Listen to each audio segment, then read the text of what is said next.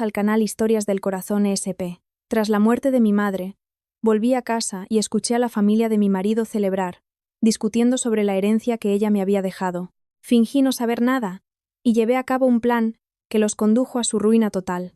3 días. Tan solo 3 días habían pasado desde que mi madre cerró los ojos para siempre. La casa aún estaba impregnada del denso aroma de los lirios y la cera. El aire parecía haberse congelado. Cada paso que daba en la casa resonaba con pesadez, como si llevara piedras atadas a los tobillos. Regresé a casa antes de lo previsto, no porque los asuntos en la empresa de mi madre estuvieran resueltos, sino porque ya no podía soportar el vacío helado de aquel lugar. La casa de mi madre, donde cada rincón había sido calentado por risas y conversaciones, ahora estaba sumida en un silencio aterrador. Pensé que en casa, en los brazos de mi marido Mateo, podría calentar un poco mi alma congelada. Detuve el coche junto a la verja, sin tocar el claxon como de costumbre. Un cansancio monstruoso y absorbente se apoderó de mi cuerpo hasta tal punto que incluso levantar la mano para pulsar el claxon parecía una tarea imposible. Abrí la cancela en silencio y entré en el patio con el corazón lleno de sombríos pensamientos sobre los días venideros sin mi madre. Nuestra casa dormitaba bajo los débiles rayos del sol del atardecer.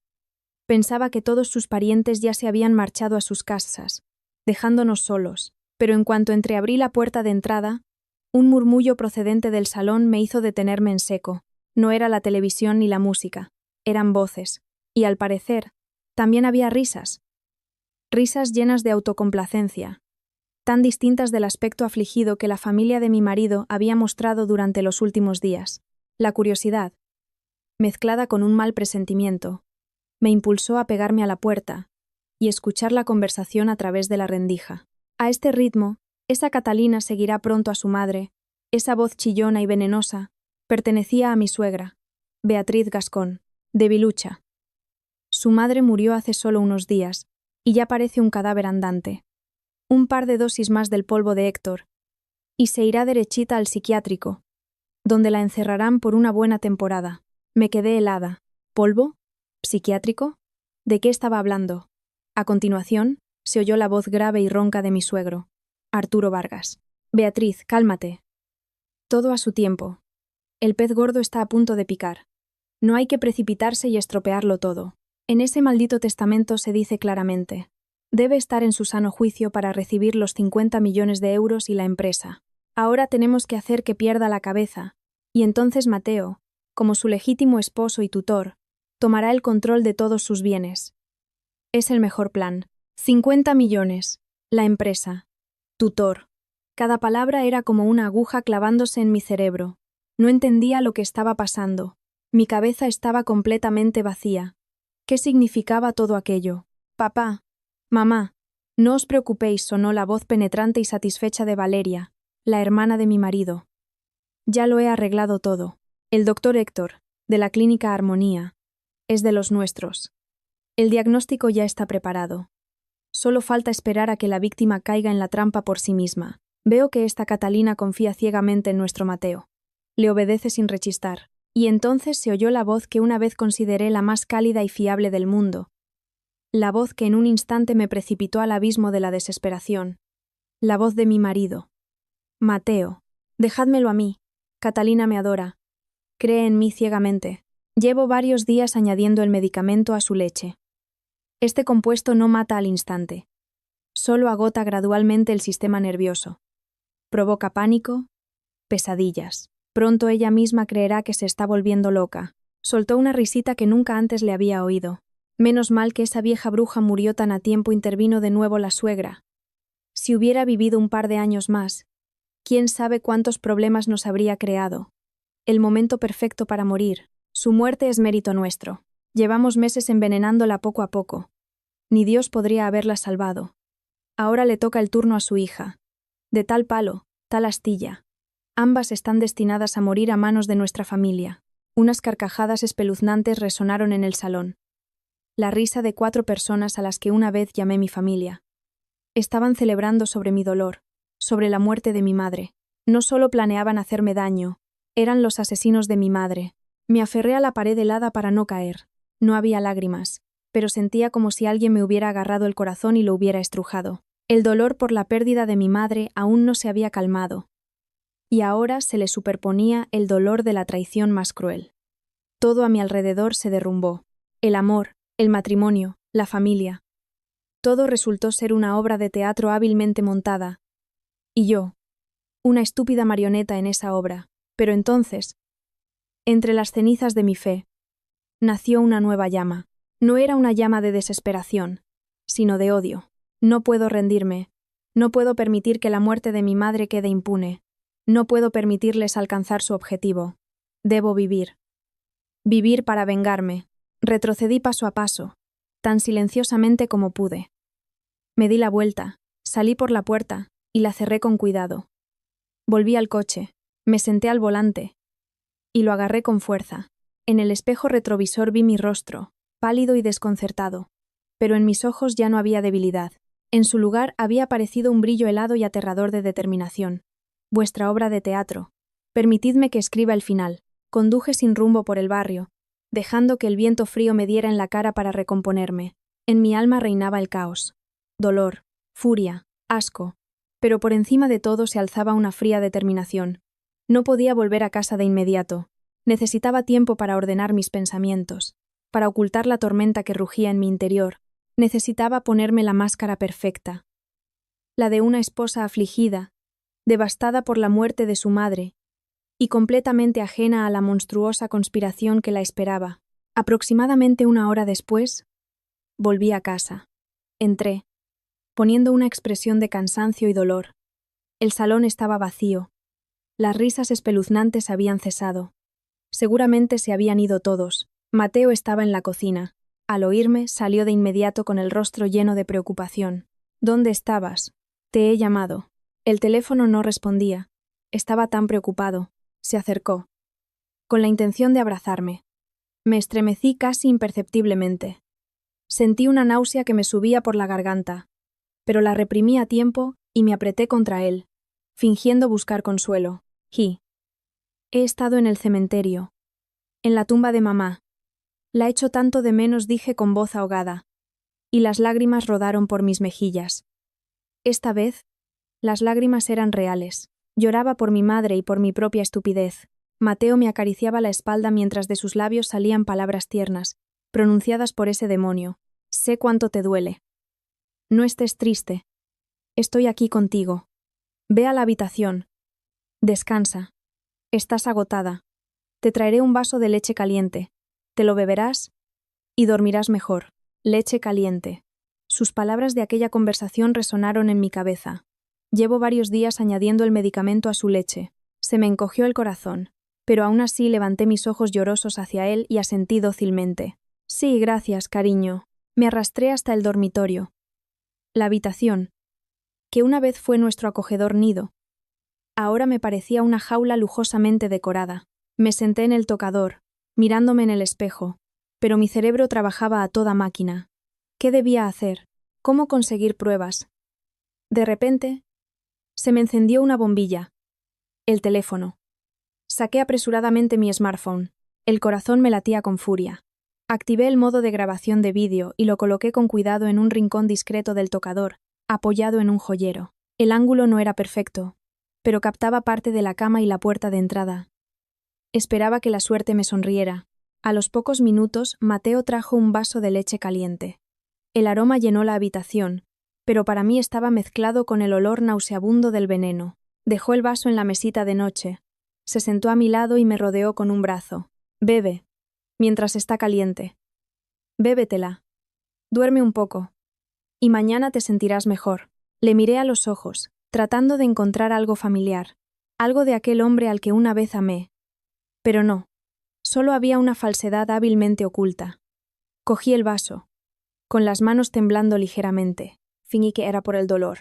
Cariño, ¿puedes traerme un tranquilizante de esa mesa? Últimamente no puedo dormir nada. Creo que necesitaré una pastilla, dije con voz débil. Claro, espera un segundo. Mateo se giró y fue hacia el tocador.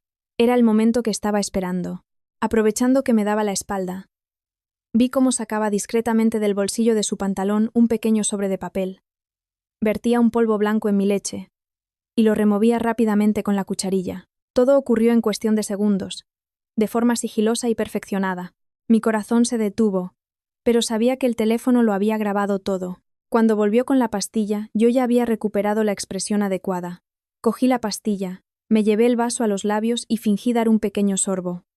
Un extraño sabor amargo a medicina se extendió por mi boca. A duras penas me contuve para no vomitarlo todo allí mismo. La leche está un poco amarga hoy, me quejé, haciendo una mueca. Será porque estás cansada. Intenta terminártela. Continuó persuadiéndome pacientemente. Fingí un fuerte ataque de tos y derramé un poco de leche en la sábana. Oh, lo siento, qué torpe soy. No pasa nada. No pasa nada. Se apresuró a limpiar la mancha con una servilleta. Aprovechando la confusión, dije: voy al baño un momento. Me llevé el vaso, entré rápidamente en el baño y me encerré. Vertí casi toda la leche en el inodoro, dejando solo un poco en el fondo. Encontré un bote vacío de crema corporal. Lo lavé y vertí con cuidado los restos de leche en él, cerrando bien la tapa.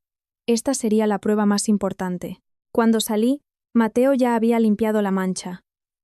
Dejé el vaso vacío sobre la mesa. Me lo he bebido todo. Así me gusta. Ahora, a descansar. Sonrió satisfecho. Me metí en la cama, cerré los ojos y fingí quedarme dormida. Mateo se sentó a mi lado un rato, probablemente para asegurarse de que la medicina hacía efecto, y luego salió sigilosamente de la habitación. En cuanto la puerta se cerró, abrí los ojos. La oscuridad envolvía la habitación, pero mi mente estaba más clara que nunca. El plan para simular la locura había comenzado. Miré hacia el teléfono, que seguía grabando en silencio, y hacia el frasco con la leche envenenada, bien escondido en mi bolso. Mi guerra no había hecho más que empezar. A la mañana siguiente, me desperté con una opresión en el pecho. Apenas había dormido. Cada vez que cerraba los ojos, aparecía la imagen de Mateo echando el polvo en la leche y la horrible risa de su familia. Me esforcé por parecer cansada y destrozada, como se espera de una persona con agotamiento nervioso. Mateo parecía muy satisfecho con el resultado. Me preguntó solícitamente cómo me encontraba. Me aconsejó que descansara y solo entonces se fue a trabajar. En cuanto salió por la puerta, me puse en acción de inmediato. Lo primero que tenía que hacer era reunirme con el abogado, don Ramiro Fuentes, un fiel amigo y el letrado personal de mi madre durante muchos años. Necesitaba entender con exactitud las condiciones del testamento, qué me había dejado exactamente mi madre y qué cláusulas legales contenía. El despacho de don Ramiro estaba en una tranquila calle del barrio de Salamanca, en el centro de Madrid. Tenía más de 60 años, el pelo canoso, un rostro afable y unos ojos en los que siempre brillaba una mente aguda. Al verme, no pudo ocultar su compasión. «Catalina, entra, siéntate. Siento mucho lo de tu madre, Clara. Era una mujer maravillosa. Gracias, don Ramiro». Me senté en la silla frente a su escritorio, intentando que no me temblara la voz. «He venido hoy para preguntarle sobre el testamento de mi madre». Don Ramiro asintió. Sacó una carpeta de la caja fuerte, sellada con lacre. La abrió y me entregó una copia. «Aquí está el testamento que tu madre redactó hace un año. Según este, te deja todos sus bienes, incluyendo la casa de campo, unos ahorros por valor de 50 millones de euros y todas las acciones de la compañía farmacéutica, Laboratorios Clarafarm». Se me encogió el corazón cuando pronunció el nombre de la empresa. Laboratorios Clarafarm. En honor a mi madre, Clara. Era el trabajo de su vida. Sin embargo, continuó don Ramiro, y su voz se tornó seria. Hay un punto muy importante en el testamento. Tu madre especificó que solo podrás tomar plenos derechos de la herencia y la gestión de estos bienes si te encuentras en un estado de completa salud mental y capacidad jurídica. En caso de que surjan problemas con tu salud mental, el derecho a administrar los bienes pasará temporalmente a tu tutor legal hasta tu total recuperación. Sus palabras sonaron como un trueno, aunque ya sospechaba que esa era la causa y el motivo del monstruoso espectáculo montado por la familia de Mateo. No querían matarme directamente. Eso acarrearía problemas legales. Querían convertirme en una loca para que Mateo, como marido legal, se convirtiera en tutor y se apoderara de todo. Mi madre probablemente había presentido algo al añadir esa cláusula. Debía protegerme. Pero sin quererlo se convirtió en un motivo para los villanos. «El tutor legal es mi marido, ¿verdad?», pregunté, sabiendo ya la respuesta. «Sí, por ley. Si no hay otra decisión judicial, tu tutor es tu marido». Todo estaba meridianamente claro. Su plan estaba calculado al milímetro. Al ver mi rostro pálido, Don Ramiro me miró con preocupación. Suspiró, abrió un cajón de su escritorio y sacó un sobre amarillento. Catalina, unas semanas antes de morir, tu madre vino a verme. Parecía muy preocupada. Me entregó este sobre y me pidió que te lo diera si le ocurría algo imprevisto. Creo que ahora es el momento. Con manos temblorosas cogí la carta. La caligrafía de mi madre tan tierna y familiar. Abrí el sobre y empecé a leer. Las líneas se emborronaban por las lágrimas. Catalina, mi querida hija. Cuando leas estas líneas, probablemente ya no estaré a tu lado. No te aflijas demasiado. Mi hija es fuerte, ¿verdad? Te escribo esta carta con gran inquietud. Últimamente siento que mi salud empeora de una forma extraña, y tengo un mal presentimiento sobre la familia de Mateo. Sé que lo quieres mucho, pero el amor a veces ciega. Mateo y su familia no se acercaron a nosotros sin motivo. Percibo en ellos un cálculo, una codicia sin fondo. Especialmente en Mateo. Detrás de su máscara de bondad y cuidado, se esconde una persona que no logro descifrar. Ten cuidado con él. Catalina, no confíes plenamente en nadie, ni siquiera en tu marido. Añadí la cláusula sobre la salud mental en el testamento, con la esperanza de que fuera un escudo para ti. Pero temo que también pueda convertirse en un arma de doble filo. Si quieren apoderarse de los bienes, no se detendrán ante nada. Hija mía, mantente siempre alerta y fuerte. Pase lo que pase, confía en ti misma. Siempre te querré y te cuidaré desde donde esté. Tu madre. Clara. La carta se me cayó de las manos. Mamá, tú lo sabías todo. Me lo advertiste, pero fui tan estúpida, tan ciega. No vi su verdadera cara a tiempo para protegerte. Las lágrimas corrían a raudales, pero no por debilidad, sino por remordimiento y odio. Levanté la vista hacia don Ramiro. Mi mirada se volvió decidida. Don Ramiro, quiero pedirle un favor. ¿Podría mantener esto en secreto? Al ver el cambio en mi mirada, asintió con firmeza. Habla, Catalina. Haré todo lo que pueda para ayudar a la hija de Clara. Sospecho que la muerte de mi madre no fue natural. Y yo estoy en peligro. Necesito tiempo para reunir pruebas. En un futuro próximo, alguien podría empezar a decir que me he vuelto loca. Le pido que, pase lo que pase, no les crea. Créame a mí. Don Ramiro me miró atónito. Luego, la sorpresa en su rostro fue reemplazada por la preocupación y la determinación. Entendido. Ten cuidado. Si necesitas algo, llámame a cualquier hora. Al salir del despacho del abogado, apretaba con fuerza la carta de mi madre. No era solo una advertencia, era una fuerza. Un recordatorio de que no estaba sola en esta lucha. El amor de mi madre iluminaba mi camino. Mi plan de venganza había encontrado una base sólida. Ahora era el momento de encontrar a los primeros aliados. Apretando en mi bolso el frasco con la leche envenenada y la carta de mi madre en la mano, salí del despacho de don Ramiro con el corazón apesadumbrado, pero con una mente inusualmente clara. El dolor y el miedo seguían conmigo, pero estaban relegados a un segundo plano, dando paso a un plan que poco a poco tomaba forma. No podía actuar sola. Necesitaba gente de confianza, gente que no solo me creyera, sino que pudiera ayudarme a cambiar el curso del juego. La primera persona en la que pensé fue el doctor Adolfo Peña, jefe del servicio de neurología del hospital de la ciudad. No solo fue el médico de cabecera de mi madre en sus últimos años, sino también un viejo amigo suyo de la universidad. Su amistad duraba décadas. Y yo sabía que el doctor Peña siempre había tratado a mi madre con especial respeto y calidez. Fui directamente al hospital. Por suerte, hoy estaba de guardia. Me senté en la sala de espera. El corazón me ardía. Media hora después, el doctor Peña salió de su consulta. Parecía cansado tras una intensa jornada de trabajo. Al verme sonrió amablemente. Catalina, ¿qué haces aquí? ¿Ha pasado algo? Hola, doctor Peña. Tengo que hablar con usted de algo muy importante. Y confidencial intenté hablar con calma. Al notar la seriedad de mi rostro, asintió y me hizo pasar a su despacho, una habitación ordenada que olía a antiséptico. Tras cerrar la puerta, fui directa al grano. Saqué el pequeño frasco de mi bolso y lo puse sobre la mesa. Doctor Peña, sospecho que mi madre no murió de enfermedad. Creo que la envenenaron, y esto es lo que mi marido me echó anoche en la leche. El doctor Peña se quedó paralizado. Su amable sonrisa desapareció, reemplazada por una expresión de asombro y seriedad. Cogió el frasco, lo abrió, lo olió. Sus pobladas cejas se fruncieron. ¿Qué significa todo esto? Cuéntamelo todo en detalle. Respiré hondo y le conté toda la historia que había escuchado tras la puerta, la conspiración para apoderarse de la herencia, el plan para volverme loca y la confesión de que habían matado a mi madre. Lo conté conteniendo las emociones, sin una sola lágrima, solo con una fría rabia.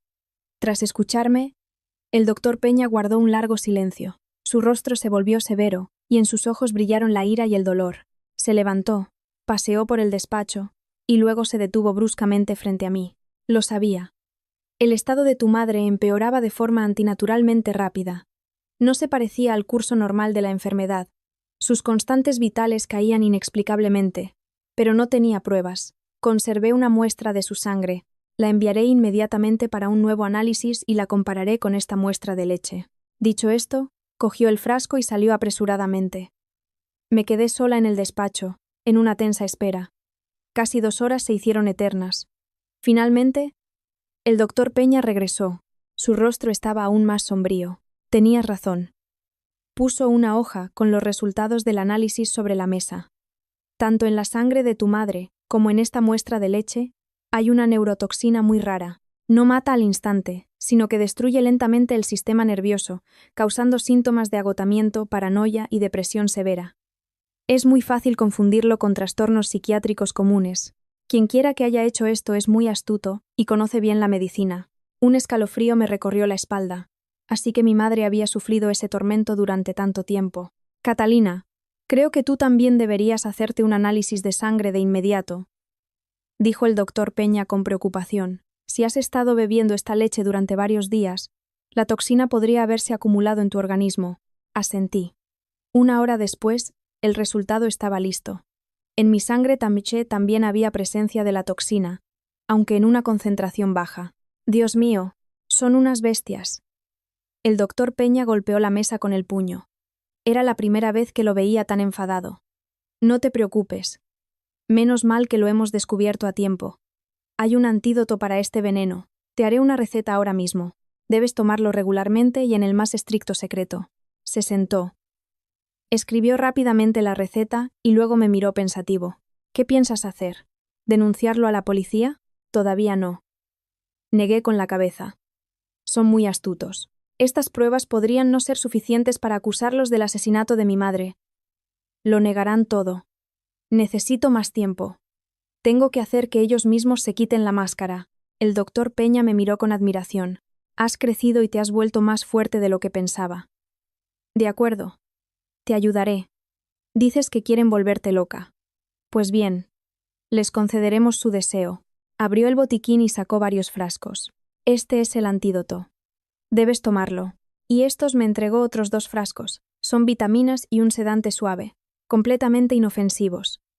Pero si alguien hace un análisis, darán positivo en psicotrópicos. Además, te enseñaré a simular algunos síntomas psiquiátricos temporales sin causar un daño real a tu organismo. ¿Estás dispuesta a hacerlo? Dispuesta, respondí sin dudar. Muchísimas gracias, doctor Peña. No me des las gracias. Ayudarte a ti es ayudarme a mí a hacer justicia por mi amiga. Al salir del hospital me sentía mucho más segura. Tenía pruebas médicas, el antídoto y un aliado importante. Pero para desenmascararlos, necesitaba otras herramientas. Marqué el número de Ainhoa, mi mejor amiga de la universidad. Ainhoa, soy yo. ¿Estás en casa? Tengo un asunto urgente. Necesito tu ayuda. Ainhoa era una experta en electrónica y trabajaba en una empresa de ciberseguridad. Inteligente, rápida e increíblemente leal. Al oír mi tono extraño, no hizo preguntas y simplemente dijo: «Ven a mi casa. La puerta está abierta». El apartamento de Ainhoa siempre estaba lleno de todo tipo de componentes electrónicos. Me recibió con preocupación en el rostro. Cerré la puerta de un portazo y se lo conté todo, sin ocultar ni un solo detalle. La expresión de Ainhoa pasó del asombro a la furia. Luego golpeó la mesa y soltó una palabrota. «¡Hijos de puta! ¡Vaya gentuza! Catalina, no tengas miedo, estoy contigo. ¿Qué quieres hacer? Dímelo. Lo organizaré todo. Entrar en la casa. Hackear los ordenadores. Instalar vigilancia. Puedo hacerlo todo». Al ver la rabia y la determinación de mi amiga, sentí un cálido alivio. Necesito tu ayuda para conseguir dispositivos de grabación de audio y vídeo ultracompactos. Los más discretos posibles. Ainhoa sonrió. Eso no es ningún problema. Espera un momento. Rebuscó entre sus cosas y al poco rato trajo una pequeña caja. Dentro había una gran variedad de dispositivos de última generación. Botones con cámaras incorporadas, bolígrafos con grabadoras, micrófonos del tamaño de una uña que se podían colocar en cualquier sitio. Toma, dijo Ainhoa, entregándome los dispositivos. Equipo profesional. La batería dura mucho, y la calidad de sonido e imagen es excelente. Te enseñaré a usarlos y a acceder a los datos de forma remota. A partir de ahora, ni una palabra ni un acto de esos cabrones pasará desapercibido. Sosteniendo en mis manos esos dispositivos diminutos pero potentes, supe que la red de la justicia había empezado a tejerse.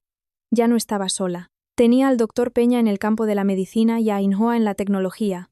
Mi plan de venganza estaba completamente armado. Al volver a casa desde lo de Ainhoa, llevaba en mi bolso no solo la medicina del doctor Peña, sino también todo un arsenal de armas de alta tecnología. Sentía el peso de la responsabilidad, pero al mismo tiempo me embargaba una ansia de venganza. Sabía que no tenía margen de error. Cada paso debía ser cuidadosamente calculado. En los días siguientes, empecé a interpretar mi papel. De día, era la esposa sumida en el dolor, silenciosa, asustadiza, con la mirada perdida. Por la noche, a menudo gritaba en sueños por las pesadillas. Mateo fingía una preocupación extrema, pero yo veía la satisfacción que se deslizaba en sus ojos. Cuanto más extrañamente me comportaba, más tierno y atento se volvía él, y más asco me producía. Cada noche me traía puntualmente su leche calmante. Y cada noche yo repetía mi truco. Guardaba un poco como prueba, y tiraba el resto. Mientras tanto, tomaba en secreto el antídoto. Mientras interpretaba mi papel, no olvidaba mi tarea principal, reunir más pruebas. Noté una extraña costumbre en Mateo. Siempre llevaba consigo su teléfono habitual, pero a veces, sobre todo por las tardes, se encerraba en el despacho o salía al balcón para hablar por otro teléfono. Estaba segura de que tenía un teléfono secreto donde podría guardar sus sucios secretos. La oportunidad se presentó un fin de semana. Después de traerme la leche envenenada y pensando que yo estaba profundamente dormida, Mateo se fue a la ducha. Oí el ruido del agua. El corazón se me aceleró. Me levanté sigilosamente y me acerqué a su armario. La intuición me decía que algo no cuadraba. Empecé a rebuscar entre la ropa cuidadosamente doblada. Nada. Comencé a revisar los bolsillos de las chaquetas, y entonces mi mano tropezó con algo duro y frío. Era un smartphone nuevo, no el que usaba habitualmente. Lo cogí, volví a la cama y me tapé con la manta hasta la cabeza. La pantalla pedía una contraseña. Probé su fecha de nacimiento. La fecha de nuestra boda. Todo era incorrecto. El tiempo se agotaba. De repente recordé algo. Nerea. El nombre de su asistente, que Valeria había mencionado una vez. Probé a introducir Nerea y algunos números familiares. Nerea 1205. La pantalla se desbloqueó. El 12 de mayo su cumpleaños. La amargura me subió a la garganta.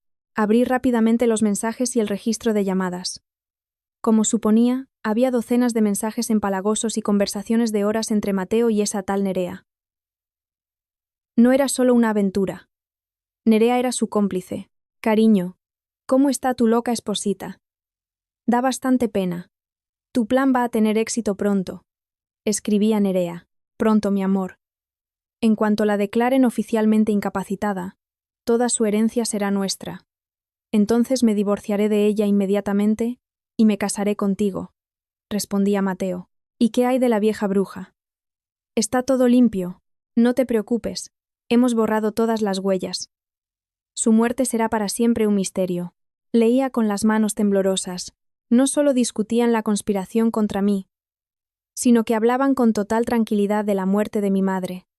Seguí desplazándome y encontré mensajes aún más terribles. Era una correspondencia entre Mateo, Valeria y un tal doctor Héctor. Mateo, ¿cómo va Catalina? ¿La medicación está haciendo efecto? Escribía Héctor. Perfecto. Cada vez está peor.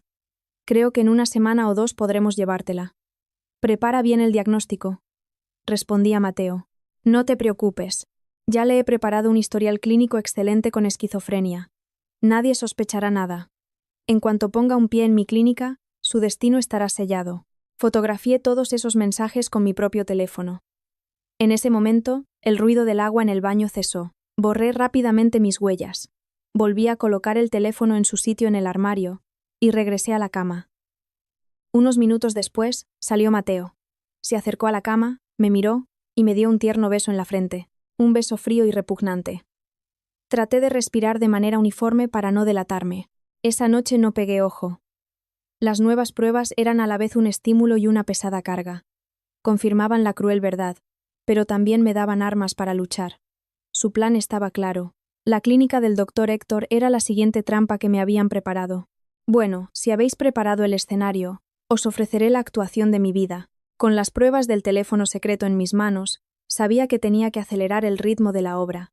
No podía esperar a que su veneno destruyera realmente mi organismo. Tenía que actuar de forma más proactiva, hacerles creer que mi enfermedad progresaba rápidamente. A la mañana siguiente, me puse manos a la obra. Pasé toda la noche memorizando las instrucciones del doctor Peña sobre los síntomas del trastorno de ansiedad y la paranoia en sus primeras etapas. Lo primero que hice fue instalar en secreto los dispositivos de grabación en miniatura que me había dado Ainhoa. La cámara botón estaba hábilmente cosida a un osito de peluche en la cama. Un diminuto micrófono estaba escondido detrás de un cuadro en el salón, otro en la cocina y otro en el despacho de Mateo. Toda nuestra casa se convirtió en un escenario donde yo era la única directora. A mediodía vino mi suegra. Trajo una olla de caldo de pollo, supuestamente para mi recuperación. Catalina, te he hecho un caldito. Estás tan pálida. Come. Coge fuerzas. Dormirás mejor, decía con una voz dulce y solícita. Pero yo sabía lo que se escondía detrás de esa falsa preocupación. Cogí la olla, sonriendo débilmente. Gracias, mamá. Eres tan buena conmigo. Me serví el caldo en un plato delante de ella y fingí tomar una cucharada. Pero en cuanto se dio la vuelta para servirme agua, escupí rápidamente el caldo en una servilleta escondida bajo la mesa. Sabía que la cámara del salón lo grabaría todo. Está delicioso, mamá, la elogié. Beatriz Gascón sonrió satisfecha. Pues me alegro. Cómetelo todo. Yo me tengo que ir. Tengo cosas que hacer. En cuanto se fue, vertí inmediatamente el caldo por el inodoro. Guardé una pequeña muestra en un frasco y la escondí junto a la muestra de leche. Una prueba más. Por la tarde, comencé el primer acto. Cuando Mateo volvió del trabajo, me encontró acurrucada en un rincón del salón. Temblaba y miraba fijamente una pared vacía. Catalina, ¿qué te pasa? Me estás asustando. Corrió hacia mí. Grité aparte y chilé. No te me acerques. ¿Quién eres? Socorro. Quieren matarme. Actuaba de forma genial. El miedo en mis ojos, el pánico en mi voz. Todo era real, porque eran las mismas emociones que había estado reprimiendo durante tanto tiempo, solo que ahora las canalizaba hacia mi actuación. Mateo se quedó atónito por mi reacción. Intentó calmarme. Catalina, soy yo, Mateo. ¿No me reconoces? Nadie te va a hacer daño. Cálmate. No, no te creo. Todos vosotros. Todos queréis hacerme daño. Me agarré la cabeza, sin dejar de gritar. Y luego corrí al dormitorio y me encerré. Oí a Mateo llamarme preocupado. Oí cómo llamaba a alguien por teléfono, probablemente a su familia. Me senté, apoyada en la puerta, con una sonrisa fría en los labios. El espectáculo había comenzado. Esa noche no comí nada. Mateo dejó comida junto a la puerta. Por la noche, volví a gritar, diciendo que alguien me observaba desde la ventana, que oía susurros en mi cabeza. Puse toda la casa patas arriba. En los días siguientes, mi enfermedad empeoró. A veces me sentaba en silencio durante horas, y otras de repente empezaba a destrozarlo todo. Decía cosas inconexas. Afirmaba que veía a mi madre muerta. Me convertí en otra persona, una que estaba perdiendo la razón. La familia de Mateo me visitaba a menudo. Fingían preocupación y compasión. Mi suegra incluso sollozaba. Dios mío, a lo que ha llegado mi nuera. Pobre Mateo mío. Pero yo sabía que detrás de esas lágrimas de cocodrilo se escondía una alegría infinita. Mis micrófonos grabaron sus conversaciones cuando pensaban que no los oía. Realmente se ha vuelto loca. Incluso más rápido de lo que pensábamos la voz de Valeria. A este ritmo, pronto podremos llevarla a lo de Héctor. Hay que darse prisa antes de que alguien sospeche algo la voz del suegro. Todo iba según mi plan, o más bien, según su plan, pero bajo mi dirección. Sabía que el día en que me llevaran a la clínica estaba cerca. Estaba lista para el siguiente acto. Mi actuación estaba en pleno apogeo. Había conseguido convencer a la familia de Mateo de que me estaba volviendo loca. Los dispositivos de escucha habían grabado innumerables conversaciones en las que discutían cómo ingresarme legalmente en un psiquiátrico. Sin embargo, comprendí que las pruebas de su conspiración actual no eran suficientes. Tenía que cavar más hondo, encontrar pruebas concretas que confirmaran cómo habían matado a mi madre y descubrir otros negocios ilegales de Mateo. El doctor Peña y Ainhoa me estaban ayudando mucho, pero necesitaba a un profesional de la investigación, alguien que pudiera desenterrar el pasado de esta gente. Volví a recurrir a Ainhoa. Tras escucharme, asintió. Tienes razón, Catalina. Necesitamos a un profesional. Conozco a alguien, pero... Vaciló. Es un poco complicado y ya es mayor. No importa. Lo principal es que sea bueno en su trabajo, dije con firmeza. De acuerdo, contactaré con él. Se llama Julián Romero. Antes era inspector de homicidios, y ahora jubilado, ha abierto una pequeña agencia de detectives privados. Dicen que es brillante resolviendo casos. Ainhoa me dio la dirección y el número de teléfono. La agencia de Julián Romero estaba en un pequeño y antiguo patio de Madrid. Era una modesta casita de una sola planta. El letrero Agencia de Detectives Privados L.A. Verdad estaba descolorido por el tiempo. Dudé un poco, pero entré. Me recibió un hombre de unos 60 años, delgado pero fuerte, con un rostro severo. Su pelo era canoso. Su cara estaba surcada de arrugas, pero sus ojos eran increíblemente agudos. Parecía que podían ver a través de una persona. ¿A quién busca?, preguntó con voz ronca. Hola, soy Catalina. Me ha enviado mi amiga Ainhoa. Al oír el nombre de Ainhoa, su mirada se suavizó un poco. Señaló una vieja silla de madera. Siéntese. ¿En qué puedo ayudarla? Me senté y, armándome de valor, volví a contar mi historia. Esta vez, hablé no solo de la conspiración de la familia de mi marido, sino también de mis sospechas sobre la muerte de mi madre. Le mostré todas las pruebas que había reunido. El vídeo de Mateo echando el polvo, los mensajes del teléfono secreto, los resultados de los análisis del doctor Peña. Durante todo el tiempo, Julián Romero escuchó en silencio, sin mostrar ninguna emoción, solo entrecerrando los ojos de vez en cuando. Cuando terminé, hizo una pregunta que parecía no tener relación con el caso. Su madre se llamaba Clara, directora de una empresa farmacéutica. ¿Correcto? Sí, correcto. ¿Cómo lo sabe? Me sorprendí. No respondió de inmediato.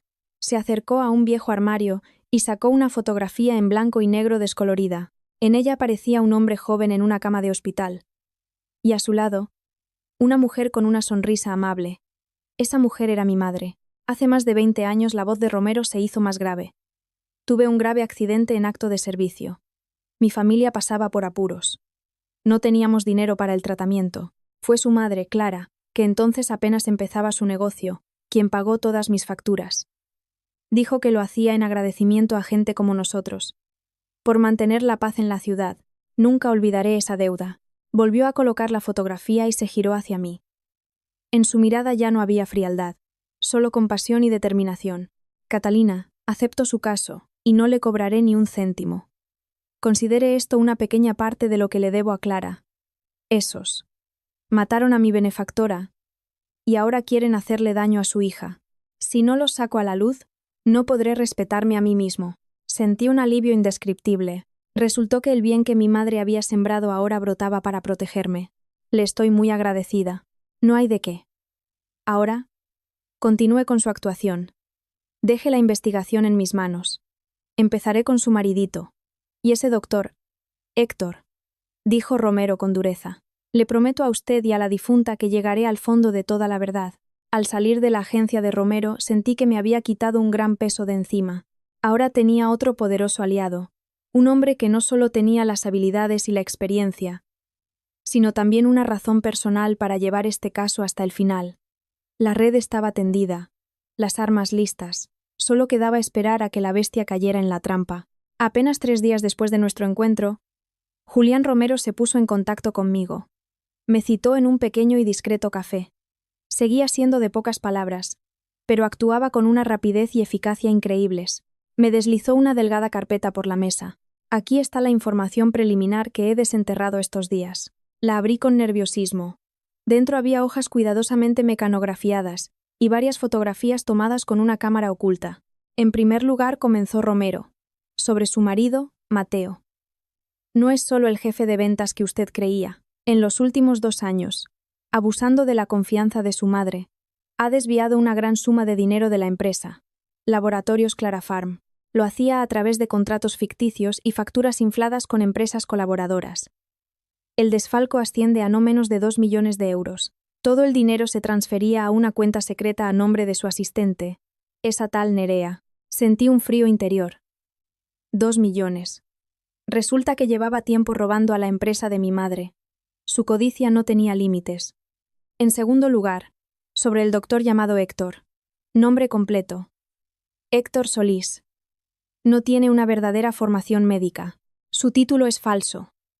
Antes trabajaba como celador en un hospital psiquiátrico, pero fue despedido por conducta inapropiada con los pacientes. Luego abrió esta clínica privada, Armonía, que en realidad es una tapadera para emitir informes falsos de enfermedades mentales a quienes quieren eludir la ley o persiguen otros fines. He encontrado a varios de sus antiguos clientes. Mateo y Héctor se conocieron hace aproximadamente 1 año en algún negocio turbio, así que la clínica Armonía era una trampa preparada profesionalmente. Este falso doctor era una pieza clave en su plan. Y finalmente la voz de Romero se tornó especialmente seria, sobre su cuñada, Valeria. He descubierto algo muy sospechoso. Hace unos 6 meses, justo cuando la salud de su madre empezó a empeorar, Valeria visitó varias veces un polígono industrial en las afueras de Madrid.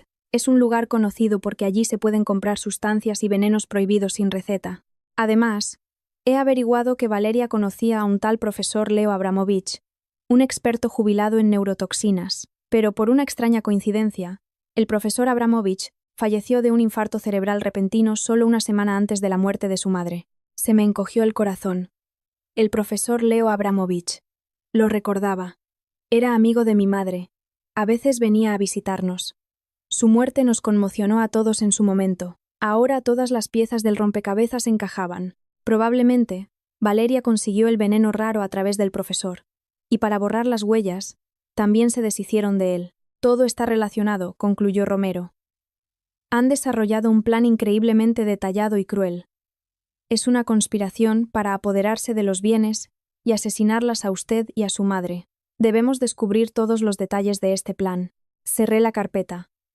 La información que Romero había traído era aún más horrible de lo que podría haber imaginado. No era un crimen espontáneo por codicia, sino una maldad organizada y planeada desde hacía mucho tiempo, con la participación de varias personas. Julián, ¿qué hacemos ahora? Mantenga la calma, me tranquilizó. Siga interpretando su papel. Pronto la llevarán a la clínica de ese Héctor. Será una excelente oportunidad para reunir más pruebas de su conspiración. Deje el resto en mis manos. Seguiré investigando las maquinaciones financieras de Mateo y las circunstancias de la muerte del profesor. La red está tendida. Solo queda esperar a que caigan en ella. Asentí. La decisión estaba tomada. Iría a la clínica Armonía. Entraría directamente en la guarida del tigre, para ver qué otros trucos sucios habían preparado. Como había predicho Romero, a los pocos días Mateo me propuso oficialmente ir a un psicólogo. Esa tarde, después de que yo montara otro ataque rompiendo un jarrón, se sentó a mi lado con cara de mártir. Catalina, no puedo seguir viendo esto. Me cogió la mano. Su voz estaba llena de compasión. Estás cada vez peor. Me he enterado de que hay una clínica muy buena, Armonía. El médico de allí es maravilloso. Ha curado a mucha gente. Vamos mañana, solo a una consulta. Solo quiero que te recuperes. Decía palabras de amor y cuidado, pero a mis ojos su rostro se transformó en la máscara de un diablo, tendiéndome la mano e invitándome al infierno. Sabía que era una trampa. Instintivamente, empecé a interpretar mi papel. Le aparté la mano, me encogí. Mis ojos reflejaban miedo y sospecha. No, no iré a ninguna parte. ¿A dónde queréis llevarme? ¿Queréis hacerme daño? No me fío de nadie. Catalina. Por favor, me suplicó Mateo con paciencia. Soy tu marido. ¿Cómo podría hacerte daño?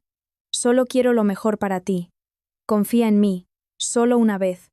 Vamos, que el médico te ayude. Intentó abrazarme. Me solté. Grité, pero poco a poco mis fuerzas flaquearon. Me dejé caer al suelo. Me tapé la cara con las manos y rompí a llorar. Eran lágrimas de rabia, pero a sus ojos eran una manifestación de desesperación e impotencia. Tras una larga lucha, levanté hacia él mis ojos hinchados y sin vida. Está bien, iremos. Pero tienes que prometerme que estarás a mi lado todo el tiempo. Claro, te lo prometo. Nunca te dejaré. Mateo suspiró aliviado. En sus labios se dibujó una sonrisa de satisfacción, tan fugaz que era casi imperceptible. Pero yo la vi. Y la memoricé. A la mañana siguiente, antes de salir, me preparé meticulosamente. Me puse una blusa sencilla, sustituyendo uno de los botones por el botón cámara de Ainhoa. El bolígrafo grabadora lo coloqué con cuidado en el bolsillo del pecho. Todo debía parecer natural, sin levantar la más mínima sospecha. La clínica Armonía estaba en un callejón tranquilo, lejos del bullicio de la ciudad. Por fuera parecía bastante respetable, con un letrero verde que inspiraba calma. Pero por dentro sentí una atmósfera fría y opresiva. La recepción estaba decorada de forma minimalista, impecablemente limpia, pero carente de la calidez necesaria para un lugar de ayuda psicológica. Una joven enfermera nos recibió con una sonrisa estándar. Tras rellenar los papeles, nos condujo a un despacho al final del pasillo. La pesada puerta de madera se cerró tras nosotros con un chasquido seco. El hombre sentado tras el escritorio levantó la cabeza. Tendría más de 30 años. Llevaba una bata blanca impoluta, gafas con montura dorada y un aspecto inteligente. Sin duda, era el falso doctor Héctor. Sonrió cortésmente. Hola, Mateo. Catalina. Siéntense. Soy el doctor Héctor. Mateo me acercó una silla y luego, con voz preocupada, empezó a describir mi estado. Habló de mi crisis tras la muerte de mi madre, de las pesadillas, los ataques de pánico, los discursos incoherentes. Interpretaba a la perfección el papel de un marido devoto, dispuesto a todo por su esposa. Yo permanecí sentada en silencio, con la cabeza gacha y las manos entrelazadas, estremeciéndome de vez en cuando.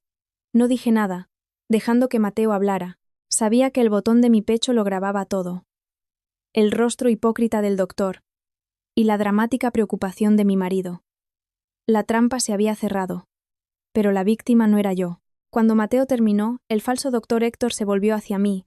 Su voz era deliberadamente suave y compasiva. Hola, Catalina. Entiendo por lo que está pasando. ¿Puede contarme un poco cómo se siente? ¿Qué percibe? Era el momento de mi gran actuación. Levanté lentamente la cabeza, pero no miré a Héctor, sino a un rincón de la habitación. Mis ojos estaban desorbitados por el terror. Hay gente que me vigila, susurré con voz temblorosa. Están por todas partes. En las paredes. Detrás de la ventana. Quieren llevarme. ¿Quién, Catalina? ¿Quién la vigila? Preguntó Héctor, preparándose para tomar notas. No lo sé. Negué con la cabeza, abrazándome a mí misma. No tienen rostro, solo voces. Dicen que mi madre no ha muerto, que sois vosotros quienes la habéis escondido. De repente, me levanté de un salto y señalé a Mateo y a Héctor. Sois vosotros. ¿Qué le habéis hecho a mi madre? Devolvedme a mi madre. Mateo se levantó de inmediato para sujetarme. Catalina, cálmate. Mamá ha muerto. ¿De qué estás hablando? No, mentís todos, grité, forcejeando. Sois todos unos mentirosos. Tú no eres mi marido. ¿Quién eres? ¿Quién eres? Actuaba frenéticamente. Empujé a Mateo y retrocedí hasta un rincón. Mi mirada era salvaje. Murmuraba frases inconexas, a veces riendo, a veces llorando.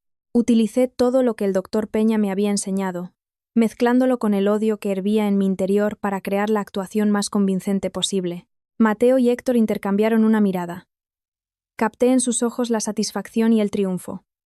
Mi actuación los había convencido por completo. Tras un breve forcejeo, Héctor le hizo una seña a Mateo.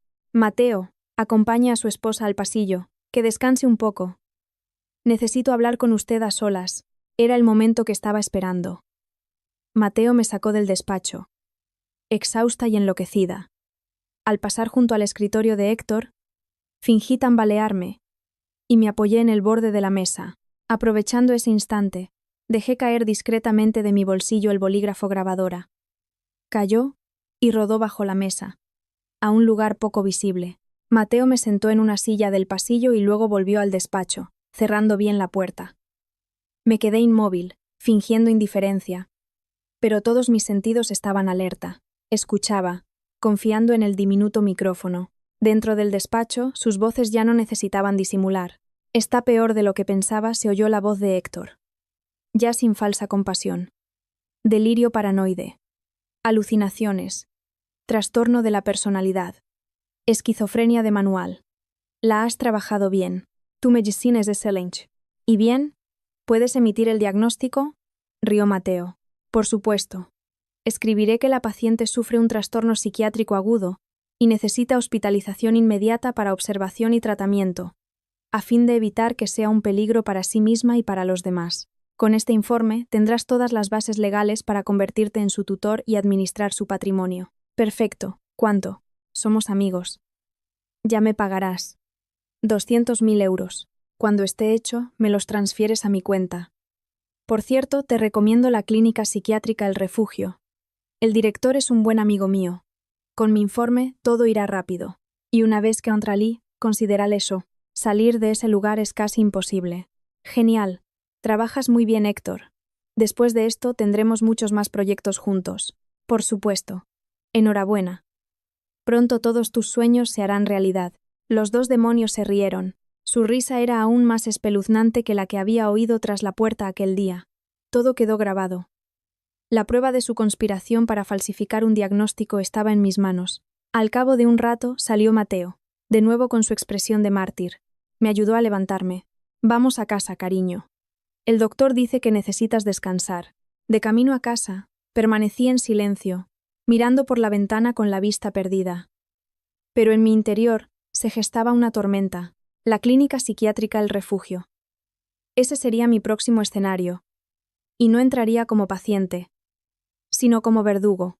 Unos días después de la visita a la clínica Armonía, tuve que volver para recuperar el bolígrafo grabadora. Monté otro ataque, gritando que me había olvidado una pulsera de mi madre en el despacho, y suplicándole a Mateo que me llevara de vuelta. Al principio se negó, pero ante la escalada de mi locura, finalmente cedió. Aprovechando un momento en que Mateo hablaba con la enfermera, me deslicé en el despacho de Héctor y recuperé rápidamente la apreciada prueba.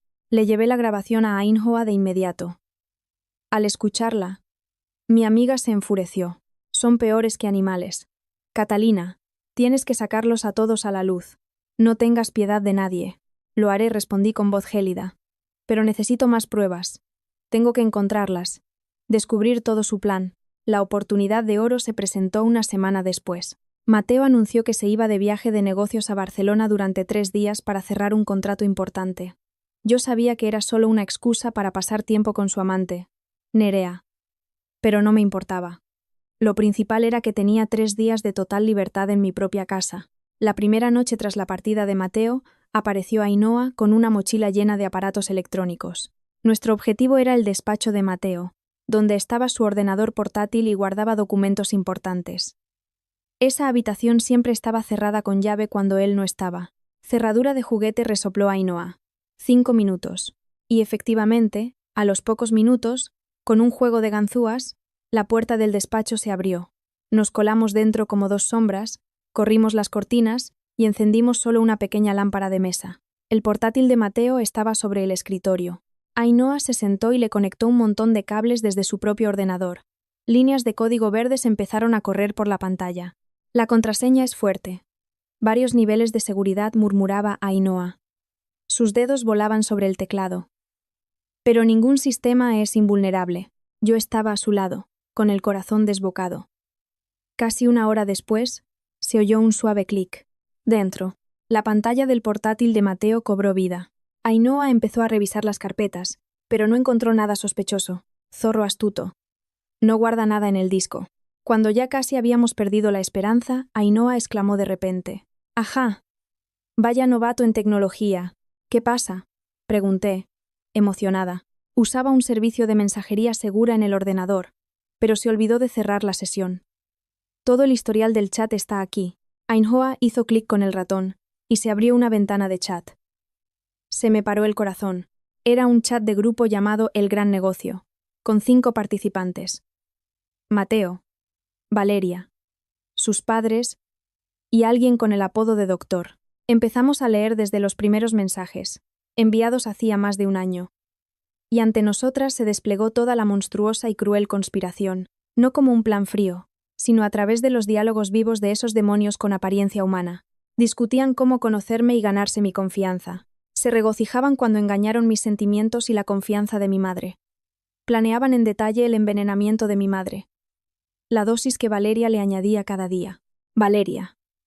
Recuerda, un poco cada día para que parezca una enfermedad real. Escribía Mateo. No te preocupes, lo estoy haciendo todo limpiamente. La vieja bruja pronto se reunirá con sus antepasados. Respondía Valeria con un emoticono. Discutían la muerte del profesor Leo Abramovich. Ese Leo está empezando a sospechar algo. Amenaza con contárselo todo a Clara. Hay que eliminarlo, escribía Mateo. Dejádmelo a mí, respondía Valeria secamente. Discutían cómo añadirme la medicina, cómo contratar a Héctor para falsificar el diagnóstico, cómo meterme en el psiquiátrico. Catalina se está viniendo abajo muy rápido. De tal palo, tal astilla, igual de débil, se alegraba la suegra. Seguid así. Nuestro plan está casi cumplido. Preparaos para disfrutar de la vida, escribía el suegro. Al leer esas líneas, no pude seguir de pie. Me dejé caer al suelo, temblando. Oírlo y verlo con mis propios ojos eran dos sensaciones completamente diferentes. Su crueldad, su despiadada naturaleza, se traslucían en cada palabra, en cada emoticono. Catalina, ¿estás bien? Ainhoa me sujetó. Negué con la cabeza, pero las lágrimas brotaban por sí solas. Estoy bien. Estoy bien. Ainhoa copió rápidamente todo el historial del chat de El Gran Negocio en una memoria USB segura. Lo tenemos todo, Catalina. Las pruebas más irrefutables. Esos cabrones lo pagarán todo. Borramos todas nuestras huellas. Lo dejamos todo como estaba. Y salimos del despacho. Sosteniendo la memoria USB en la mano, supe que la hora del ajuste de cuentas estaba muy cerca. Mateo regresó de su viaje de negocios, sin sospechar que todo su oscuro plan había sido descubierto. Viendo mi estado de deterioro y con el diagnóstico falso de Héctor en la mano, decidió no esperar más. Una mañana, mientras estaba sentada en mi habitación, entraron en casa Mateo, sus padres y su hermana. Con ellos había dos hombres corpulentos con uniforme de hospital. Sabía que el día había llegado. Catalina, tienes que ingresar en el hospital, dijo Mateo, fingiendo dolor. Por tu propio bien. Hazme caso. Empecé a gritar y a resistirme desesperadamente. No iré a ninguna parte.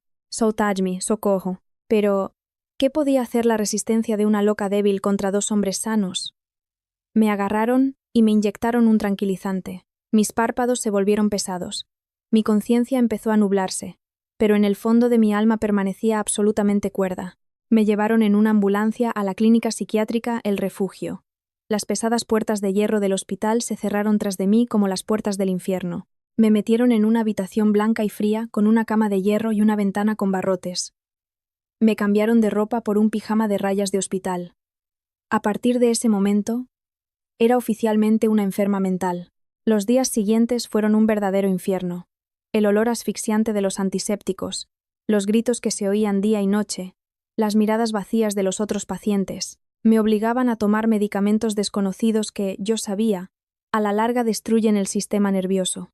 Gracias a la preparación del doctor Peña, había aprendido a esconder las pastillas bajo la lengua y a escupirlas cuando nadie miraba. Seguí interpretando mi papel, a veces apática, a veces violenta, para que nadie sospechara nada. Aproximadamente una semana después, me visitó Valeria. Vino sola, con una cesta de fruta y una sonrisa de victoria en el rostro. Pensaba que ahora yo era solo una muñeca rota, desprovista de razón. Se sentó en una silla junto a mi cama y me miró con desprecio. Bueno, Catalina, ya te lo dije, no podías competir con nosotros. Mírate. ¿En qué te diferencias de una loca de verdad? Me quedé sentada en silencio, con la mirada fija en la pared. Sabía que era mi oportunidad.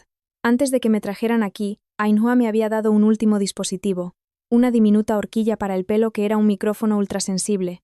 Siempre la llevaba en el pelo. Al ver que no reaccionaba, Valeria se envalentonó. Se inclinó hacia mi oído y susurró con voz venenosa. ¿Sabes cómo murió tu madre? Fue obra mía. Durante 6 meses, cada día, Le preparé personalmente una sopa saludable a la que añadía un poco de un polvo especial que me costó mucho conseguir. Este veneno es bueno porque no mata al instante, sino lentamente, con tormento y agotamiento. Cuando murió, parecía que llevaba mucho tiempo enferma. Nadie sospechó nada. Se rió con malicia. Y ese estúpido del profesor Leo también. Me ayudó a conseguir el medicamento, pero resultó ser demasiado hablador. Amenazó con contarlo todo. Tuve que darle una dosis más fuerte. Un infarto cerebral repentino. Conveniente, ¿verdad? Sentí como si 1000 cuchillos me atravesaran el corazón, pero apreté los dientes, manteniendo una expresión impasible. Tenía que escuchar, grabarlo todo. Ahora te toca a ti. Valeria me dio una palmadita en la mejilla. Te quedarás aquí el resto de tus días. Todos los bienes de tu madre pronto pertenecerán a Mateo. A nuestra familia. ¿Ves? Las estúpidas y débiles como tú y tu madre no podéis ganar. Bueno, quédate aquí.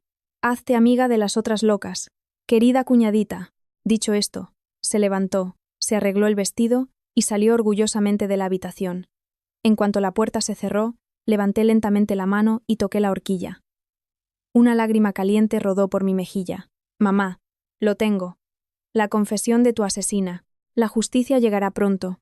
La vida en la clínica psiquiátrica El Refugio era un infierno. Cada día era una prueba para mi paciencia y mi voluntad. Tenía que vivir entre personas verdaderamente desdichadas que habían perdido la razón. Tenía que soportar el trato rudo de algunos celadores, para quienes los pacientes no eran mejores que animales. Y lo más importante, tenía que seguir interpretando mi papel a la perfección, sin cometer el más mínimo error, mientras mi corazón se consumía de odio y dolor. La grabación con la confesión de Valeria pude pasársela a Ainhoa cuando vino a visitarme haciéndose pasar por una amiga. Ainhoa se la entregó a Julián Romero.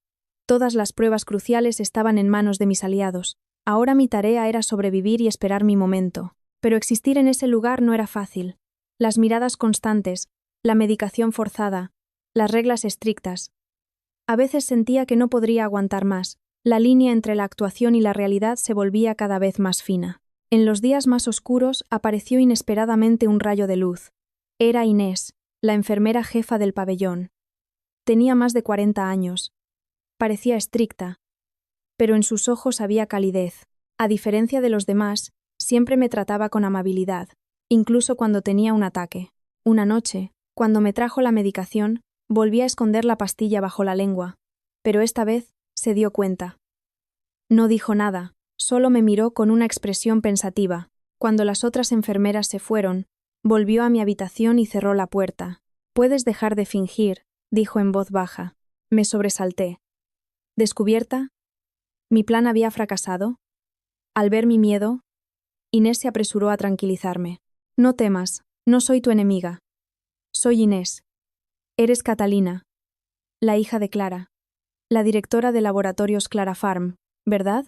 Asentí con incertidumbre. ¿Cómo? ¿Cómo lo supo? Suspiró y se sentó en la silla junto a mi cama. Hace 10 años, a mi único hijo le diagnosticaron una cardiopatía congénita. La operación costaba una fortuna. Nuestra familia estaba desesperada. Fue tu madre, Clara, quien, a través de un programa benéfico, se enteró de nuestro caso y pagó toda la operación. Salvó a mi hijo. Nunca olvidaré esa deuda. Me miró con gratitud y compasión. Cuando vi tu historial médico supe de inmediato que algo no encajaba. Una chica tan sana e inteligente no podía volverse loca de repente tras la muerte de su madre. Te he estado observando. ¿Cómo escondes las pastillas? Tu mirada cuando no hay nadie cerca. No es la mirada de una loca. Es la mirada de alguien que está tramando algo. Las emociones me abrumaron. De nuevo, mi madre. Incluso después de la muerte, sus buenas acciones me protegían. No pude contenerme y rompí a llorar. Por primera vez en mucho tiempo, pude llorar de verdad. Le conté a Inés todo. La conspiración de la familia de Mateo. Mi plan de venganza. Al escucharme, me apretó la mano con fuerza. En sus ojos ardía la ira. Bestias. No son humanos. No te preocupes, Catalina, te ayudaré. En este lugar tengo influencia. Me encargaré de que nadie te toque. Puedes darme todas tus pruebas. Seré tu enlace con tus amigos en el exterior. Desde ese día mi vida en el hospital se hizo mucho más fácil. Inés se aseguró de que no me atiborraran de fármacos peligrosos. Se convirtió en mi mensajera secreta, ayudándome a intercambiar información con Ainhoa y Romero. A través de ella supe que Romero había reunido aún más pruebas sobre el desfalco de Mateo, y que don Ramiro estaba preparando todos los documentos legales. La vista judicial sobre la tutela había sido fijada. Sería el día del juicio. El tiempo pasaba. Pasé casi un mes encerrada. Fuera, Mateo y sus cómplices se apresuraban a completar los trámites para despojarme de mi herencia. La vista sobre la tutela tendría lugar pasado mañana. Era el momento decisivo. No podía presentarme en el juzgado como una paciente de un psiquiátrico. Tenía que escapar. El plan de fuga lo habíamos ideado meticulosamente con Ainhoa, Romero e Inés. Esa noche era la noche de la acción. La clínica El Refugio se sumió en un silencio espeluznante. Según el plan, Inés había puesto un potente somnífero en la cena de los 2 guardias de la puerta y de varias enfermeras de guardia. A las 23, abrió sigilosamente mi habitación. Me dio ropa de calle y susurró: «Lista. Ten mucho cuidado». Asentí y me cambié rápidamente. El corazón me latía con fuerza, pero mi mente estaba fría. Nos deslizamos por el oscuro pasillo. Gracias a Inés, pasamos fácilmente junto a las enfermeras dormidas. Lo más difícil era el patio interior y la puerta principal. Aunque los guardias dormían, las cámaras funcionaban las 24 horas. Aquí era el turno de Ainhoa. Nos escondimos detrás de unos arbustos. Inés sacó su teléfono y marcó un número. Al otro lado de la línea, Ainhoa estaba sentada frente a su ordenador, hackeando el sistema de seguridad del hospital. 5 minutos, susurró Inés. Ainhoa dice que el sistema es viejo. Va a poner en bucle la grabación durante 10 minutos. Solo tenemos 10 minutos. Esos 5 minutos se hicieron una eternidad. Finalmente, el teléfono de Inés vibró. Ahora, salimos de nuestro escondite y corrimos por el patio. Las luces brillaban intensamente, pero sabíamos que en la sala de vigilancia, en los monitores, se repetía una grabación falsa.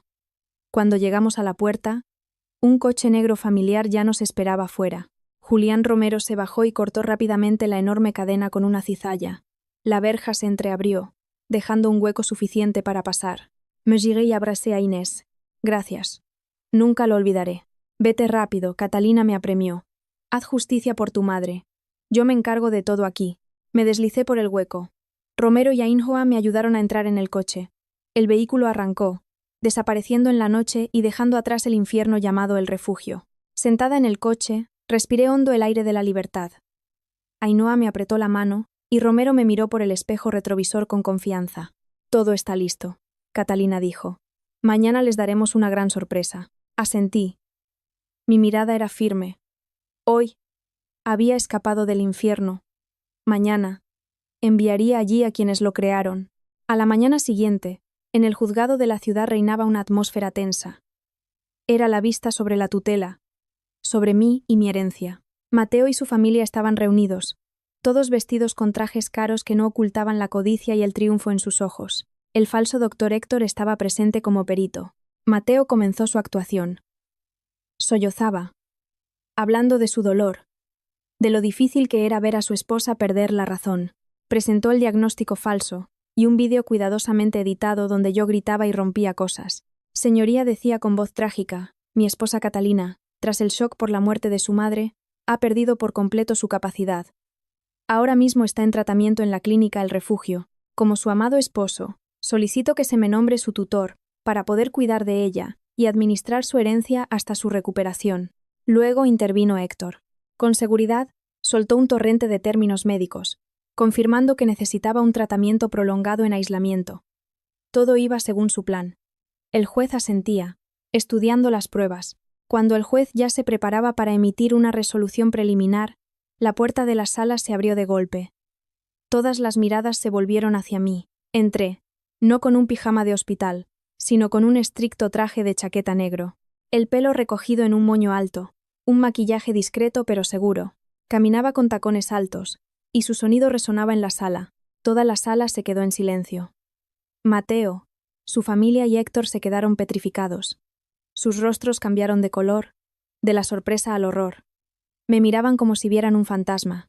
Me acerqué al estrado. Señoría, mi voz era clara y firme.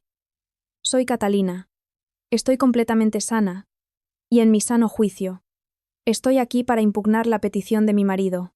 Es más, estoy aquí para acusarle a él y a sus cómplices de fraude, intento de asesinato y asesinato. Mis palabras estallaron en la sala como una bomba. El juez tuvo que golpear con el mazo para restablecer el orden. Me volví hacia Mateo, que estaba de pie, cubierto de sudor. Le miré a los ojos y sonreí fríamente. Vuestra obra de teatro ha terminado. En la sala reinaba el caos. Mateo fue el primero en reaccionar. Señoría, no la crea. Se ha escapado del hospital. Es una lucidez temporal, gritó. Héctor le secundó de inmediato. Sí, es un síntoma peligroso. Pero no les dejé continuar. Miré a don Ramiro. Señoría. Su voz sonó autoritaria. Mi defendida está completamente sana, y tenemos todas las pruebas para desenmascarar una monstruosa conspiración. La puerta se abrió de nuevo. Entraron Julián Romero y Ainhoa. Y tras ellos, técnicos judiciales con equipos de proyección. Señoría, permítame presentar las pruebas, dije. Lo primero fue una grabación de audio. La voz venenosa de Valeria resonó en la sala. ¿Sabes cómo murió tu madre? Fue obra mía. La grabación de su confesión en el hospital. Toda la sala contuvo la respiración. Valeria soltó un grito y se desplomó en el suelo. Prueba número 2. En la gran pantalla apareció el vídeo de mi dormitorio, donde Mateo echaba el polvo en la leche. Él miraba la pantalla, sin poder creer lo que veía. Prueba número 3. En la pantalla apareció el historial del chat El Gran Negocio. Todas sus conversaciones, todos sus planes, todos sus emoticonos. Luego, Romero presentó al tribunal los documentos sobre los desfalcos de Mateo, y don Ramiro, la grabación de la conversación entre Mateo y Héctor en la clínica. Y para concluir, dijo el abogado, solicitamos la comparecencia del doctor Adolfo Peña, jefe de neurología, un verdadero experto. El doctor Peña presentó los resultados de los análisis de toxinas y declaró: yo, como médico con 30 años de experiencia, afirmo que Catalina está completamente sana, tanto psíquica como físicamente. Todo había terminado. Ante las pruebas irrefutables, Mateo y sus cómplices se derrumbaron. Mateo, furioso, se abalanzó sobre mí gritando: «Te voy a matar», pero fue reducido inmediatamente por los alguaciles.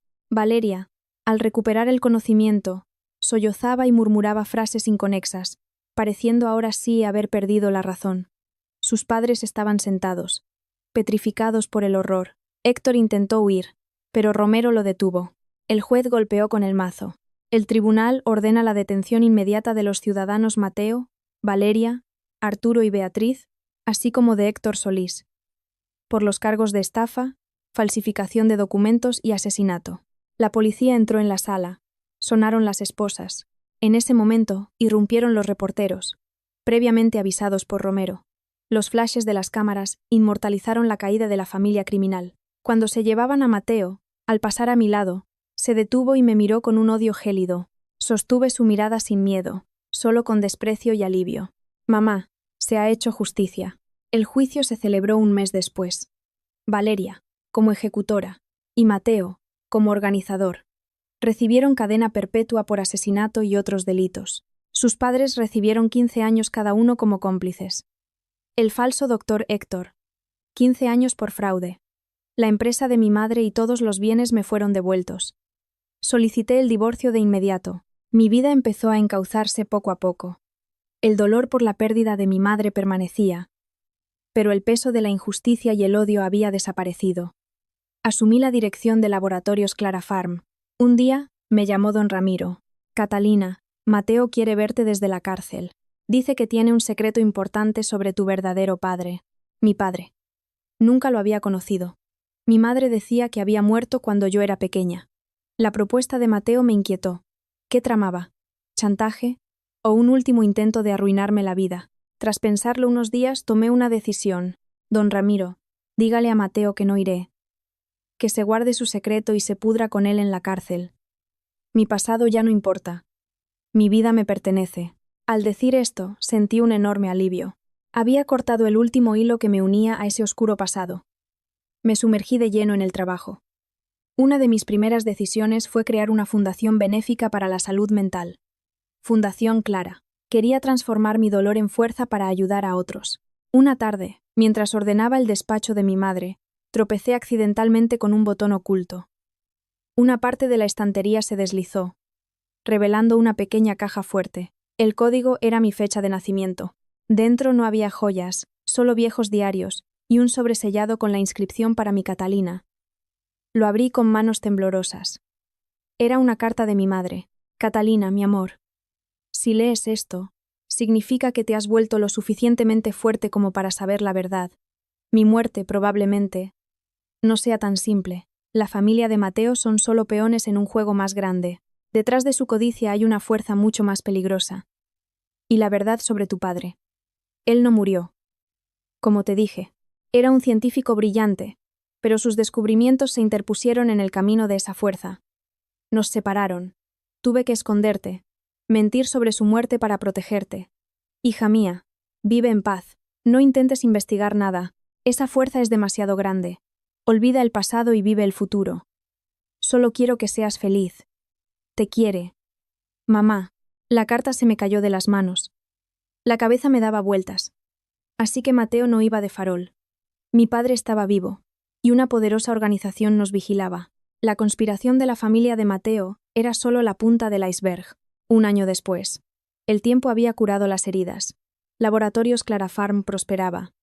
Mi fundación había ayudado a mucha gente. Me convertí en la mujer de negocios fuerte e independiente que mi madre quería que fuera. En el aniversario de su muerte, fui al cementerio. Mamá, lo he conseguido. Estoy viviendo muy bien. Descansa en paz. Estaría muy orgullosa de ti, se oyó una cálida voz a mi espalda. Era el doctor Adolfo Peña. Desde que todo terminó, nos habíamos hecho muy amigos. Se había convertido para mí no solo en un amigo, sino en un mentor y un alma gemela. Gracias. Adolfo sonreí con una sonrisa sincera y tranquila. Permanecimos en silencio junto a la tumba. ¿Estás libre esta noche?, preguntó de repente. Vamos a cenar. Le miré. En sus ojos amables vi sinceridad y calidez. Por primera vez después de todo lo vivido, mi corazón volvió a latir con fuerza. Sí, asentí. Salimos juntos del cementerio. El sol poniente en el horizonte era tan brillante como un nuevo amanecer. Sabía que mi nueva vida había comenzado de verdad. Nuevas relaciones. Un nuevo futuro. Los secretos de la carta de mi madre todavía pesaban sobre mí. Quizás algún día tendría que enfrentarlos.